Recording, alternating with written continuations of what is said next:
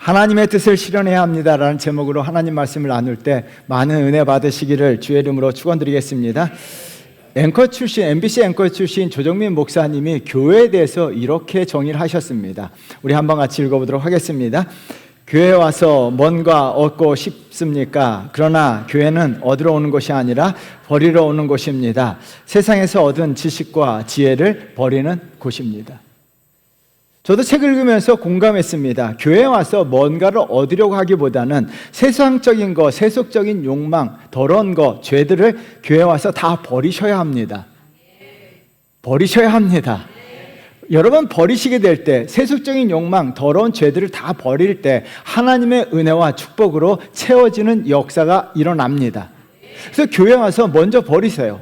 버리시고 나서 하나님의 은혜와 축복을 갈망하시면 여러분 버리고 난 여러분의 10년 가운데 하나님의 은혜와 축복으로 채워주십니다. 지금 목사님 되신 하덕규 씨, 시인과 촌장, 가시나무 새, 너무나 유명한 노래죠. 조성모 씨가 리메이크했죠. 이 노래 가사를 한번 볼까요? 읽어보도록 하겠습니다. 내 속엔 내가 너무 많아 당신의 쉴 곳 없네. 내 속에 헛된 바램들로 당신의 편할 곳 없네. 내 속엔 내가 어쩔 수 없는 어둠, 당신의 쉴 자리를 뺏고 내 속에 내가 이길 수 없는 슬픔, 무성한 가시나무 숲 같네. 내 속에 세속적인 욕망들, 헛된 바람들, 강한 자아, 슬픔, 근심, 걱정, 두려움, 이것들로 가득 찬 가시나무 숲과 같다는 거예요. 여러분의 마음은 어떻습니까? 여러분의 심령, 마음 무엇으로 채워졌습니까? 여러분 주님 앞에 이와 같은 것을 버려야 합니다. 버려야 되는데요. 버리지 못한다는 거예요. 예수님의 제자들은 부활하신 주님을 만난 후에도 여전히 세속적인 욕망들, 헛된 바람들을 버리지 못했어요. 예수님께서 십자가에 죽으시고 부활하신 예수님을 만났음에도 불구하고 제자들은 여전히 예수님의 앞에서 세속적인 욕망, 헛된 바람들을 버리지 못하고 마음속에 간직하고 있다는 거예요. 여러분 6절 말씀 우리 한번 같이 읽어보도록 하겠습니다. 그들이 모였을 때 예수께 여쭈어 이르되 주께서 이스라엘 나라를 회복하심이 이때이니까 하니. 여러분 예수께 여쭈었다라고 이야기합니다. 이 여쭈다고 하는 동사는요, 반복해서 집요하게 질문하다라는 헬라어 의미를 가지고 있는 동사예요. 예수님에게 계속적으로 반복해서 질문하고 있습니다. 그 질문이 뭐예요? 이스라엘 나라를 회복하시면 이때니까. 여러분 이 문장 자체를 보면요, 숭고한 민족주의적 같고 애국주의적 같아요. 애국자 같잖아요. 이스라엘 민족을 회복함이 언제입니까? 여러분 그러나 이 질문을 통해서 민족주의고 애국적인 질문이 아니라는 거예요. 자기들의 세속적인 욕망을 드러내고 있는 거예요.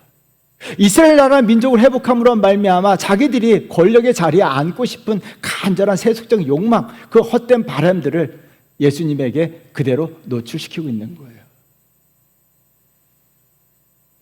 심리학자 아브라함 머슬로, 유명한 사람이죠. 그분이 이런 이야기 했어요. 인간이 지닌 최고의 욕망은 자기 실현의 꿈이다. 인간들은 어떻게 합니까? 자기 실현의 꿈, 이 욕망, 자기의 꿈, 자기의 실현, 자기의 뜻, 그것을 실현하는 것이 인간들의 가장 큰 마음이라는 거예요. 제자들은 자기 실현의 꿈을 예수님을 통해서 세속적인 욕망, 자기들의 꿈을 이루고 싶었던 거예요.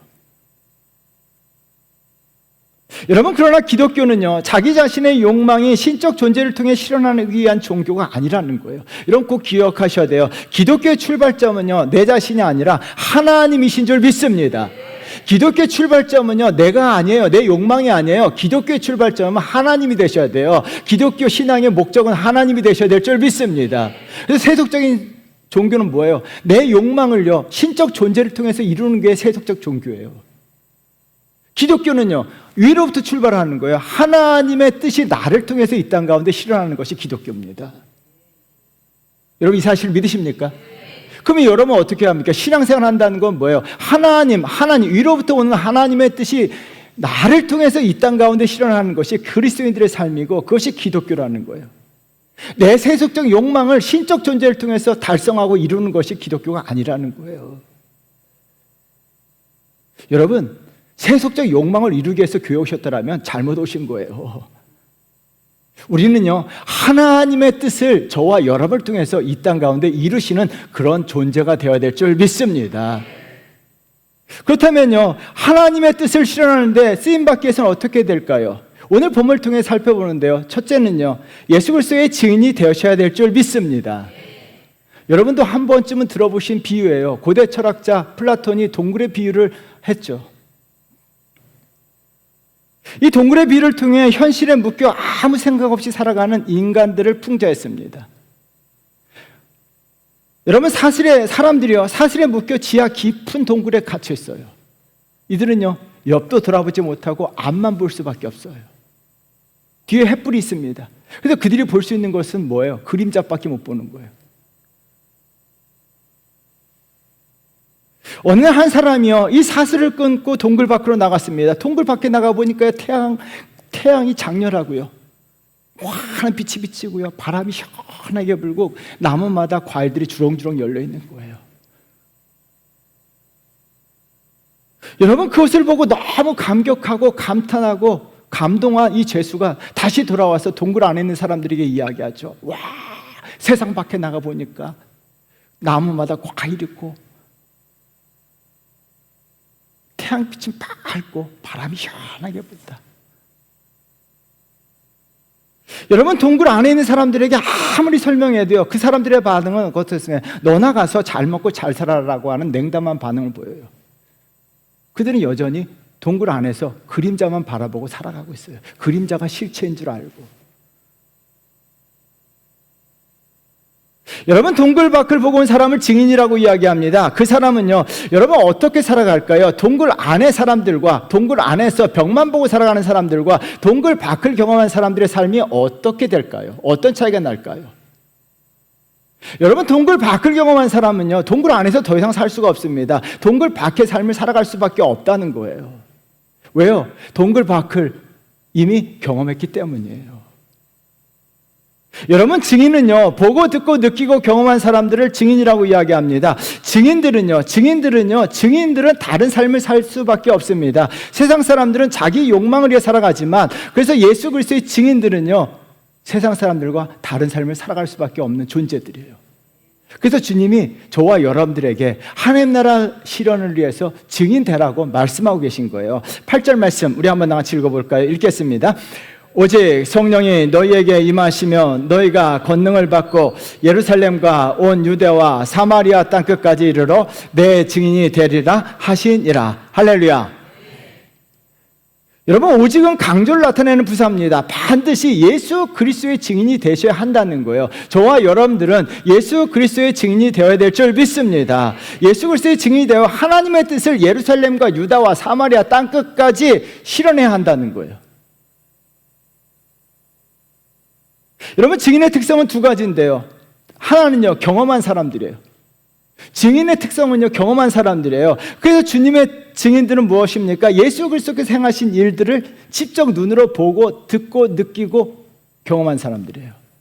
그리고 예수 그리스도께서 십자가에서 죽으시고 3일 만에 부활하시고 40일 동안 이 땅 가운데서 제자들에게 나타나신 것을 직접 보고 경험한 사람들이에요.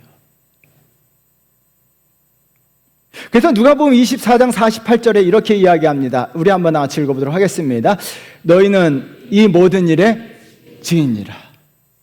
여러분, 제자들은 모든 일의 증인입니다. 제자들은 주님이 모든 것을 경험한 증인들입니다. 마찬가지로 저와 여러분들도 예수 그리스도 하나님의 진리의 말씀을 통해, 성경 말씀을 통해서 예수 그리스도를 직접 느끼고 경험하고 만난 사람들인 줄 믿습니다.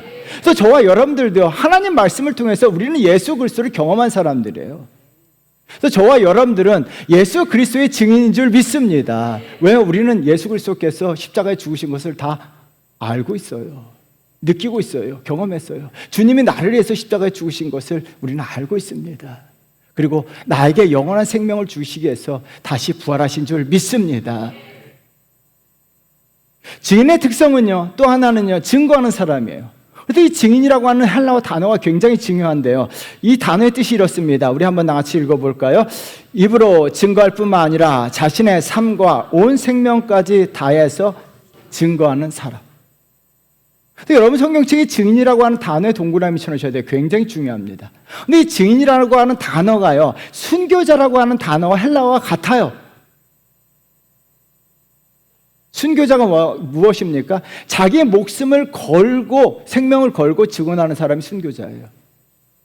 사도행전 22장 20절 말씀 우리 한번 읽어보도록 하겠습니다.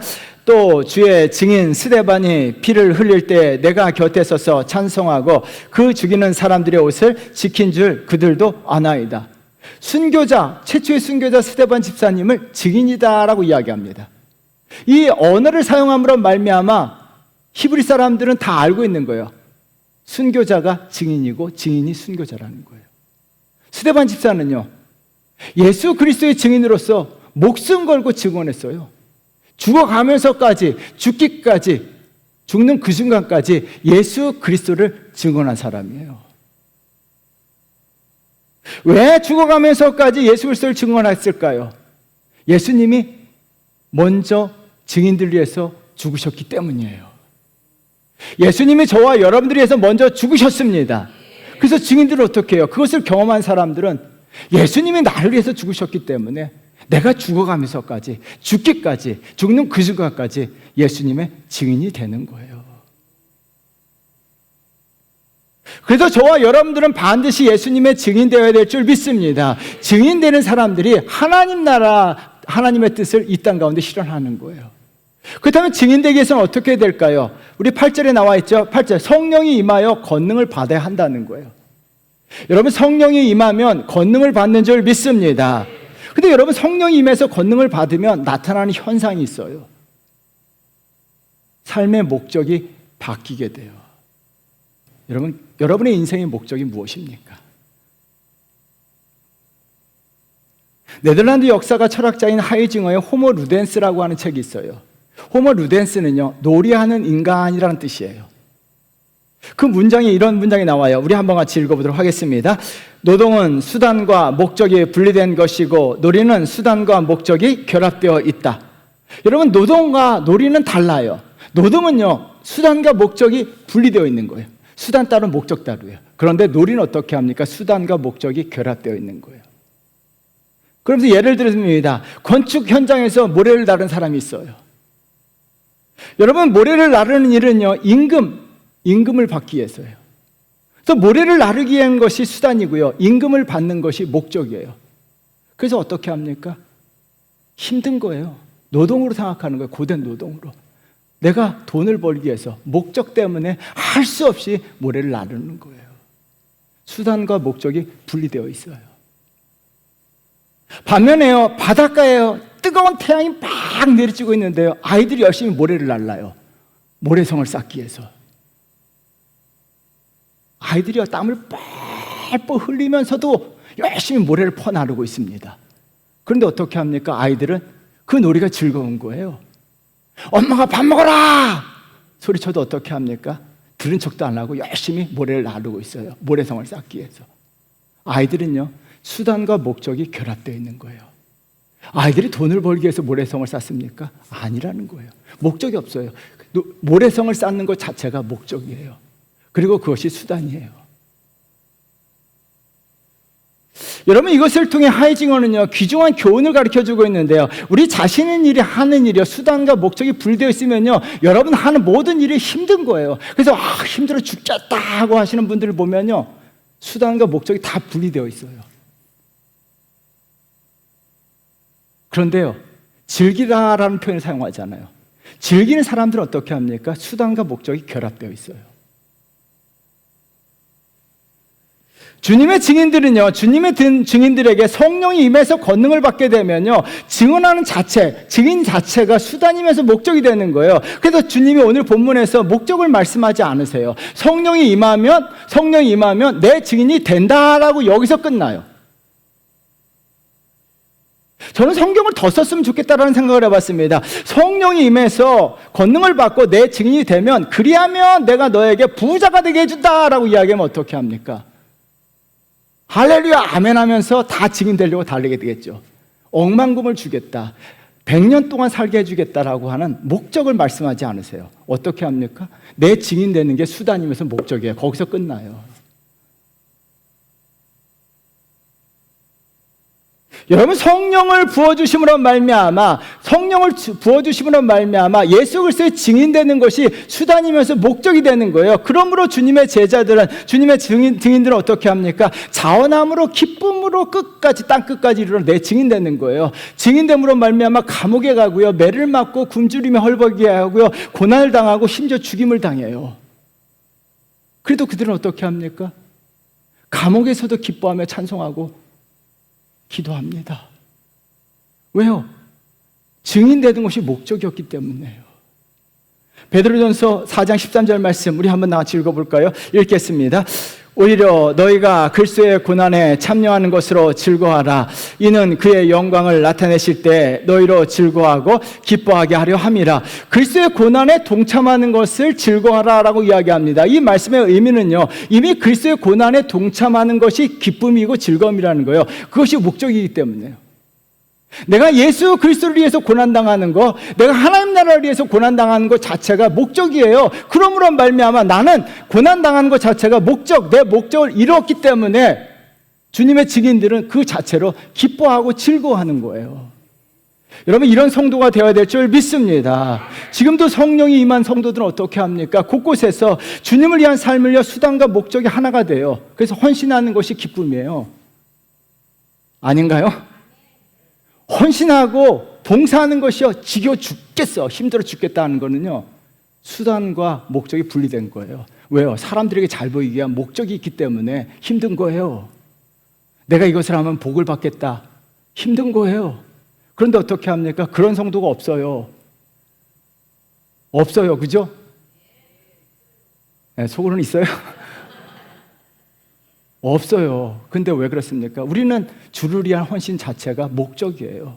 내가 예수 그리스도에게 구원받았고 예수 그리스도의 백성 되었기 때문에 주를 위한 헌신이 목적이기 때문에 헌신하고 섬기고 증인되는 것 자체가 감사하고 기쁨이고 즐거움인 줄 믿습니다. 이런 성도가 되어야 될 줄 믿습니다. 그래서 성령이 임한 성도들은 달라요. 모든 것이 목적이에요. 내가 교회 와서 열심히 헌신하는 건 목적이에요. 그 자체로 감사한 거예요. 그 자체로 기쁜 거예요. 사랑하는 성도 여러분, 그래서 반드시요, 이런 성도를 통해서 하나님의 뜻이 이 땅 가운데 실현되는 줄 믿습니다. 저와 여러분들은요, 그래서 항상 성령이 임해서 우리의 삶이, 주를 위한 삶이요, 목적이 돼야 돼요. 그 자체가 목적이 되는 거예요. 목적이 되면요, 그 자체가 놀이가 되고, 놀이가 되는 순간 기쁨과 즐거움이 넘치고, 헌신하는 것이 즐겁고 기쁘고, 자원하는 마음, 심령이 넘치게 됨으로 말미암아 하나님 나라 큰 일꾼 될 줄 믿습니다. 그래서 예수 그리스도의 증인으로서 살아가는 것, 그것이 저와 여러분들의 인생의 목적이 되셔야 될 줄 믿습니다. 두 번째는요, 하나님의 뜻을 실현하기 위해서는 예수 그리스도의 재림신앙을 가져야 되는데요, C.S. 루이스라고 하는 영국 문필가가 한 말이에요. 우리 한번 같이 읽어보겠습니다. 천국을 목표로 삼으면 그 안에서 지상도 얻게 될 것이다. 지상을 목표로 삼으면 아무것도 얻지 못한다. 여러분, 이 문장을 항상 가슴에 새기셔야 돼요. 천국을 목표로 살아가면요, 여러분, 지상에서도 하나님의 은혜와 축복을 주지만 지상을 목표로 삼는 그 순간요, 지상 것을 목표로 삼는 순간 하나님의 은혜와 축복은 거기서 끝난다는 거예요. 또 저와 여러분들은 항상요, 우리 인생 살아가면서 천국이 목표가 되어야 될 줄 믿습니다. 천국을 바라보며 사셔야 될 줄 믿습니다. 천국을 소망하며 사셔야 될 줄 믿습니다. 그러면서 어떻게 해요? 천국을 소망하며 산다는 것은 뭐예요? 예수 그리스도께서 다시 오실 것을 기다리며 기대하며 소망하며 살아가는 거예요. 예수 그리스도는요, 다시 오십니다. 11절 말씀 우리 한번 다 같이 읽어보도록 할까요? 11절 읽겠습니다. 이르시되 갈릴리의 사람들아 어찌하여 서서 하늘을 쳐다보느냐? 너희 가운데서 하늘로 올려지시니 예수는 하늘로 가심을 본 그대로 오시리라. 예수님은요, 하늘로 올라가신 그대로 다시 오십니다. 여러분, 주님은요, 하늘로 올라가실 때 구름을 타고 올라가셨어요. 그래서 오실 때는요, 구름을 타고 오신다라고 이야기해요. 성경 곳곳에서 증언하고 있는데요, 누가복음 21장 27절이에요. 우리 한번 같이 읽어볼까요? 그때 사람들이 인자가 구름을 타고 능력과 큰 영광으로 오는 것을 보리라. 주님은 구름 타고 다시 오십니다. 요한계시록 1장 7절 말씀도 읽어보겠습니다. 볼지어다 그가 구름을 타고 오시리라. 각 사람의 눈이 그를 보겠고 그를 찌른 자들도 볼 것이요 땅에 있는 모든 족속이 그로 말미암아 애곡하리니 그러하리라. 아멘. 그가 구름을 타고 다시 오신다라고 약속하고 계세요. 여러분, 구약 성경에서도 증언하고 있는데요. 다니엘서 7장 13절 말씀 우리 한번 읽겠습니다. 내가 또 밤 환상 중에 보니 인자 같은 이가 하늘 구름을 타고 와서 옛적부터 항상 계신 이에게 나아가 그 앞으로 인도되매. 여러분, 인자는 예수 그리스도예요. 인자이신 예수 그리스도께서 구름을 타고 다시 오십니다. 여러분, 성경은요 지금까지 성경 그대로 이루어졌고 앞으로도 이루어질 것이 성경이에요. 그렇다면요, 성경이 이루어진다는 것을 믿음을 갖고 있다면 예수 그리스도께서 구름 타고 다시 오신다는 것도 우리가 믿어야 될 줄 믿습니다. 그래서 이 땅 살아가면서 우리는 재림신앙을 항상 가슴에 새기셔야 돼요. 예수님 다시 오십니다. 왜 재림신앙이 중요할까요? 재림신앙이 우리가 꼭 가져야 될 두 가지 이유가 있어요. 하나는요, 재림신앙은요 회복력이에요. 슬픈 세상 속에 기쁜 말이라고 하는 참 재미있는 책이 있어요. 이 책에 이런 말이 나와요. 우리 한번 읽어보겠습니다. 인간이 가진 힘 중 수치로 가장 측정하기 힘든 것 중 하나가 회복력. 많은 심리학자들이요, 인간들의 회복력을 수치로 측량하려고 해도요 불가능한 거예요. 근데 어느 순간요 회복력이 강하게 나타날 때가 있다라고 이야기해요. 언제냐면요, 갑자기 다른 사람, 다른 생명을 생각할 때 인간은요 회복력이 강하게 나타난다는 거예요. 실패했습니다. 부모가 실패했습니다. 그때 주변에서 뭐라고 이야기합니까? 자식들을 생각해라고. 여러분, 갑자기 부모 마음에요 자식 생각이 나게 되면요 회복력이 완전 실패했어요. 벌떡 일어나요. 제자들이 증인으로 살아가는 데 있어서 고난이 찾아오고 감옥에 갇히게 되고 매를 맞게 돼요. 완전 인생이요, 삶이 다 망가졌어요.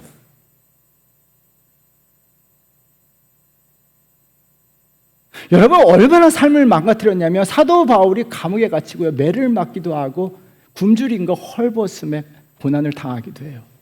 그런데 어떤 일이 벌어집니까? 믿음이 망가지고 무너지고 없어지지 않아요. 회복됩니다.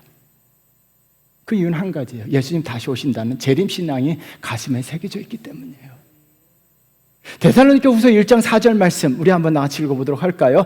그러므로 너희가 견디고 있는 모든 박해와 환난 중에서 너희 인내와 믿음으로 말미암아 하나님의 여러 교회에서 우리가 칭찬하노라. 너희가 견디고 있는 모든 박해와 환난이다라고 이야기합니다. 데살로니가 교회 성도들은요 로마의 박해를 받게 되었습니다. 환난을 당하게 됐습니다. 그들의 삶이 가정이 다 산산조각 났습니다.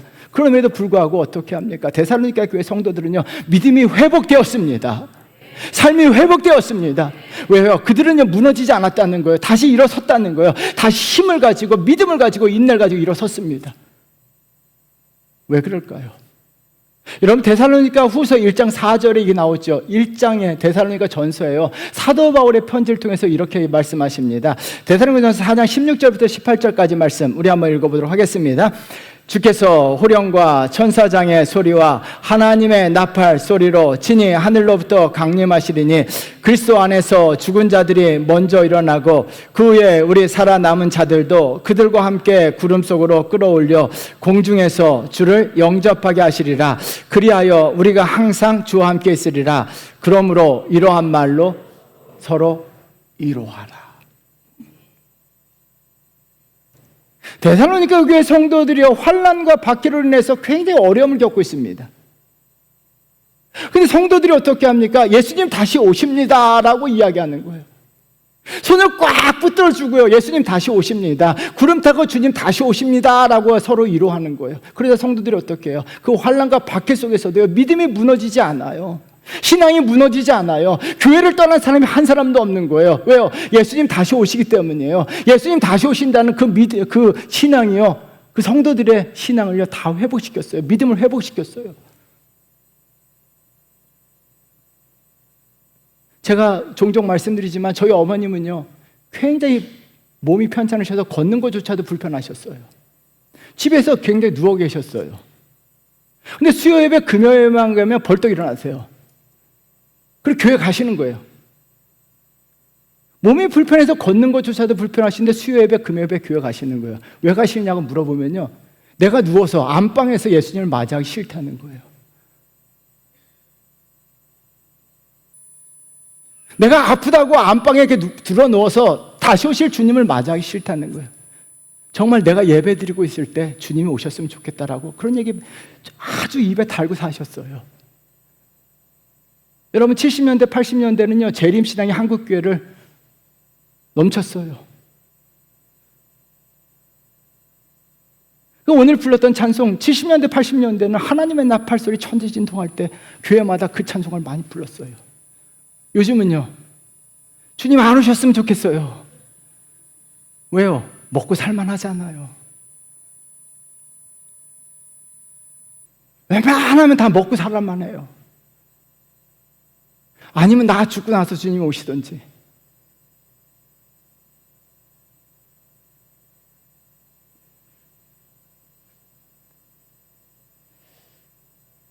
(70년대) (80년대) 성도들은요, 저희 부모님 세대는 역경이 오고 고난이 오고 환난이 왔어요. 가난했어요. 그런데요, 그 믿음, 그래도 믿음 흔들리는 사람이 없었어요. 그렇게 가난하고 실패하고요, 저희 아버님도 사업에 실패하고 또 실패하고 또 실패하신 분이에요. 평생 성공이라는 것이 없었어요. 그런데 뭐 어떻게 합니까? 그럼에도 불구하고 죽기까지 예수 믿었어요. 죽기까지 수요예배, 금요예배 드리시고. 왜요? 주님 다시 오신다는 그 믿음, 하도 70년대, 80년대 목사님들이 강조했기 때문에, 주님 다시 오시기 때문에 내가 정말 세상에서 놀다가 예수님 맞이할 수 없다는 거예요.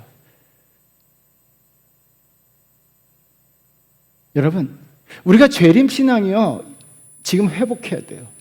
그러면요, 믿음 다시 회복됩니다. 재림신앙을 가슴에 주님 다시 오신다면요, 어떻게 내가 믿음을 저버릴 수가 있겠냐는 거예요. 예수 그리스도 다시 오십니다. 그 믿음 갖고 있으면요, 회복되고, 신앙이 회복되고요, 벌떡 일어나요. 어떤 역경이 와도요, 벌떡 일어나요. 어떤 힘든 일이 생기고 어떤 실패가 찾아와도요, 세상적인 실패 두려워하지 않습니다. 벌떡 일어나요. 왜요? 주님 다시 오시기 때문에요. 여러분, 이 믿음 가지시기를 주의 이름으로 축원드립니다. 다른 하나는요, 예수 그리스도의 재림신앙이 우리에게 중요한 이유가 있어요. 필요한 것과 필요하지 않는 것을 알게 해요. 제가 김현수 소설가를 굉장히 좋아합니다. 이분의 책 꼭 다 읽어보세요. 되게 문장력이 뛰어납니다. 그분이 시를 쓰다가 소설로 전환했어요. 소설가가 되었어요. 소설가가 되면서 시를 읽기보다는 자료를 찾아서 읽기 시작했습니다. 자료책을 읽으면서 그가 느낀 것을요, 한 문장으로 이렇게 정리해놨어요. 우리 한번 다 같이 읽어보도록 하겠습니다.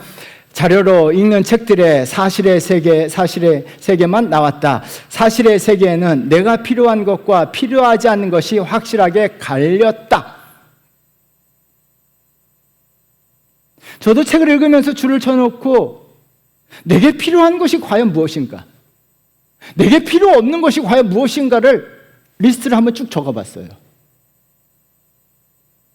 여러분, 재림의 신앙을 가져야 되는 이유가 바로 여기 있습니다. 정말 재림에 주님 다시 오셨을 때 내게 필요한 것이 무엇인가, 필요하지 않는 것이 무엇인가, 내가 연연하고 붙잡아야 될 것이 무엇인가, 아니면 연연하고 붙잡지 않아도 될 것이 무엇인가가 갈라지게 돼요. 재림이 오신다는 것을 믿지 못한다면, 여러분, 죽음을 눈앞에 둔 사람들에게 있어서 죽음 앞에서 내가 지금 필요한 게 뭐예요? 여러분이 죽음 앞에서 여러분들이 지금 필요한 게 무엇이냐는 거예요. 돈 이러다 죽겠습니까? 죽음 앞에서 막 이렇게 하죠. 사랑하라 막 이렇게 얘기하잖아요. 왜? 죽음 앞에서도요, 내가 필요한 것과 필요하지 않은 것이 갈라지게 돼요. 주님 앞에서 필요한 것과 필요하지 않은 것이 갈라지게 돼요.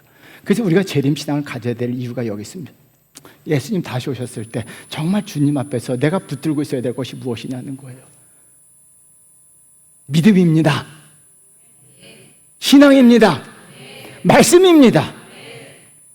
여러분, 하나님 앞에서 믿음이 없다면 어떻게 합니까?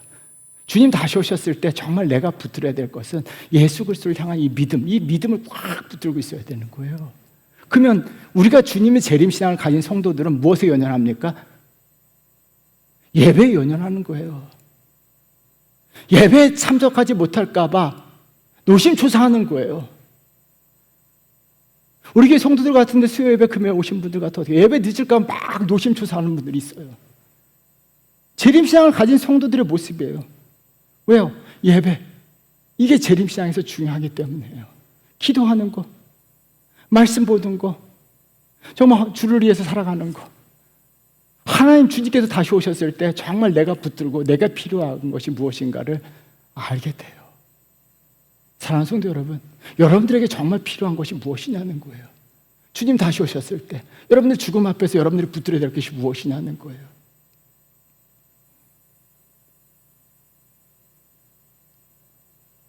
주님은요 다시 오십니다.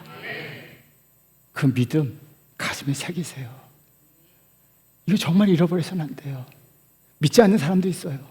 안 믿어도 상관없어요. 여러분이 믿든 믿지 않든 상관하지 않아요. 예수님 다시 오십니다. 여러분이 못 믿는다고 예수님이 안 오시는 게 아니에요.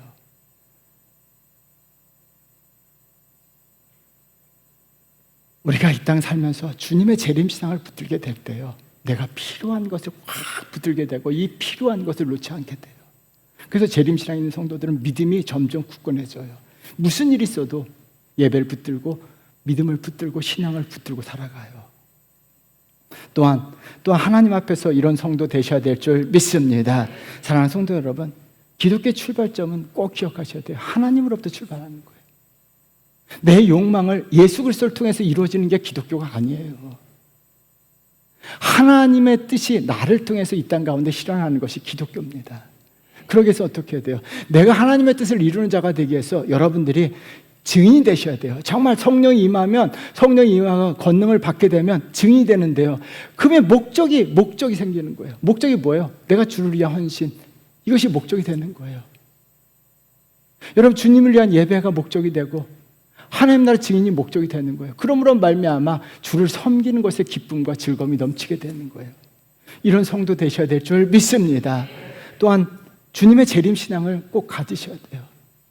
주님의 재림신앙을 붙들게 될 때 정말 이 땅 가운데서 정말 필요한 것이 무엇인가 알게 되고 그 필요한 것을 붙들게 되므로 말미암아 주님 다시 오셨을 때 영광스러운 그 자리에 저와 여러분들 참여할 줄 믿습니다. 사랑하는 성도 여러분, 반드시 저와 여러분들 하나님의 뜻이 이 땅 가운데 실현되는데 쓰임받는 귀한 성도 되어야 될 줄 믿습니다. 이런 성도 되시기를 주의 이름으로 축원드립니다. 우리 찬양하겠습니다. 주님 다시 오실 때까지 이 찬양 부르면서요,